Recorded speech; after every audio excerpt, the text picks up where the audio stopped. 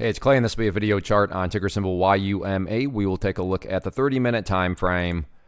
Real quick, what do I mean by 30-minute in case maybe you're new to charts? Instead of each one of these candlesticks here representing 1 day's worth of price action, which is what you would normally see, each one represents 30 minutes. So while this here may look like several days worth of time, it's actually today's price action broken down into 30-minute time slices. I like to this time frame that does a good job of telling the quote-unquote story of the price, and then makes mapping out where levels of support and resistance a bit easier to see. I don't mean to state the obvious, but I will anyways. Quite the eventful day today, not only from the price action point of view, but you look down there at the volume and well above average volume on the day. So a lot of eyeballs on this one. So let's map out some areas of support and resistance. First level of support is what I would call the ideal level. And we say, hey Clay, what would make this chart look the absolute strongest going forward? And that would be if the price could stay up here above $4.25. Now don't get me wrong, if the price falls below $4.25, I'm not saying the entire chart is destroyed or ruined or anything like that. But yeah, if the price could manage to stay up above that level, that would certainly be a massive sign of power going forward. Taking a step back and looking at all this from the bigger picture point of view, that is where the purple line there comes into play, the 50-period simple moving average. Keyword being moving. As time goes by, this line here is going to move itself higher and higher. So a very straightforward way to gauge the health of the move.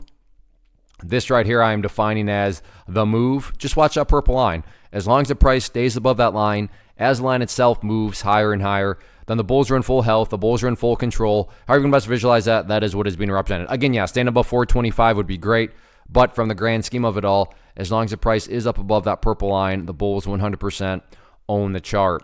What about levels of resistance going forward?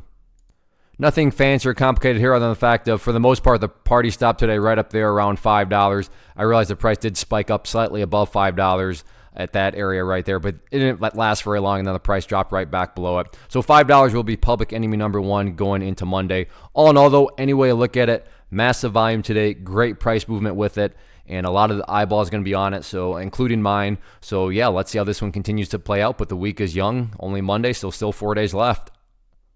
One of the biggest questions I get is, hey Clay, how do you find the stocks that you trade? So what I've done is put together a free resource guide where I talk about the tools that I use to locate stocks that I find interesting and think may have potential. So if that sounds like something that could add value to you as a trader, then click on the image that is up on the screen right now and I will email you the guide. The guide itself is very short and to the point, and best part, it's completely free. Thanks for watching the video. Let me know if you have any questions.